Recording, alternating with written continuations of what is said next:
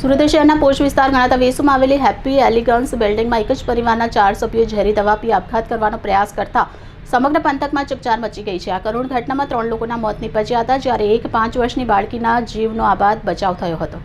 આ ઘટના બાલમુકુંદ રૂંગટાના પરિવાર સાથે સંબંધિત છે। પતિ પત્ની અને તેમની બે નાની દીકરી સહિત કુલ 4 લોકોએ આ ભયાનક પગલું ભર્યું હતું। પ્રાપ્ત માહિતી અનુસાર બંને દીકરીઓની ઉંમર આશરે 5 થી 7 વર્ષની હોવાનું જાણવા મળ્યું છે। સારવાર દરમિયાન 3 લોકોએ દમ તોડ્યો છે, જ્યારે એક દીકરીનો જીવ બચાવી શક્યો છે। સામૂહિક આપઘાતનું ચોક્કસ કારણ હજુ સ્પષ્ટ થયું નથી, પરંતુ પ્રાથમિક તપાસમાં ઘણા ચોંકાવનારા ખુલાસા થઈ રહ્યા છે। સ્થળ પરથી મળી આવેલ સુસાઇડ નોટમાં કેટલાક મહત્વપૂર્ણ ખુલાસા થયા છે। આ નોટમાં એક વ્યક્તિ દ્વારા નાણાકીય બાબતે કરવામાં આવતા માનસિક અને શારીરિક ત્રાસનો ઉલ્લેખ કરવામાં આવ્યો હોવાનું ચર્ચાઈ રહ્યું છે। ઘટનાની જાણ થતાં વેસુ પોલીસનો કાફલો તાત્કાલિક ઘટના સ્થળે પહોંચી ગયો। પોલીસે તમામ પુરાવા એકત્ર કરી લીધા છે અને સુસાઇડ નોટના આધારે કાયદેસરની કાર્યવાહી હાથ ધરી છે। પોલીસ આ મામલે ઊંડાણપૂર્વકની તપાસ કરી રહી છે અને આરોપી સામે યોગ્ય કાર્યવાહી હાથ ધરવામાં આવશે તેવું પોલીસ સૂત્રએ જણાવ્યું છે।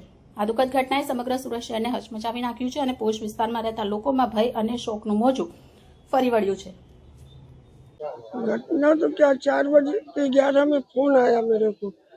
मैंने अपने बीवी बच्चे को यहाँ भेजा और 4:35 में मैं यहाँ पहुँचा। देखा कुछ भी नहीं है। तो मेरी बेटी में दोनों बच्चों में जान थी, तुरंत एम्बुलेंस करके ग्रीन लीफ हॉस्पिटल भेजा। उन लोग को हॉस्पिटल भेज दिया अपने बच्चों के साथ। मैं यहीं था, फिर पुलिस आई तो अपना काम की। कितने बजे घटना बनी? टाइम पता है? मेरे को तो 4:11 में फोन आया तो मैं क्या बताऊँ।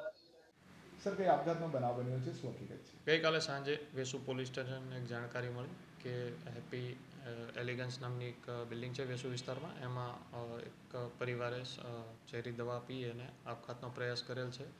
પોલીસ સ્થાનિકે પહોંચતા બાલમુકુંદ નામના જે ખેતાન નામના વ્યક્તિ છે એ સ્થળ પર મરણ ગયેલ હતા અને 108 દ્વારા એને પુષ્ટિ કરવામાં આવેલ।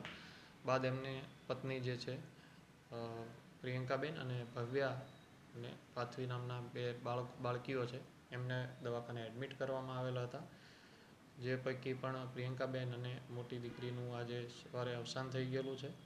અને આ બાબતે અમે વેસુ પોલીસ સ્ટેશનમાં વૈભવ રૂંગટા નામના એક વ્યક્તિ જે છે એમની વિરુદ્ધમાં ગુનો દાખલ કરેલો છે, જેમના ત્રાસથી આપઘાત કરેલો છે એવી એક સુસાઇડ નોટ એમના પરિવારજનોને મળેલી છે।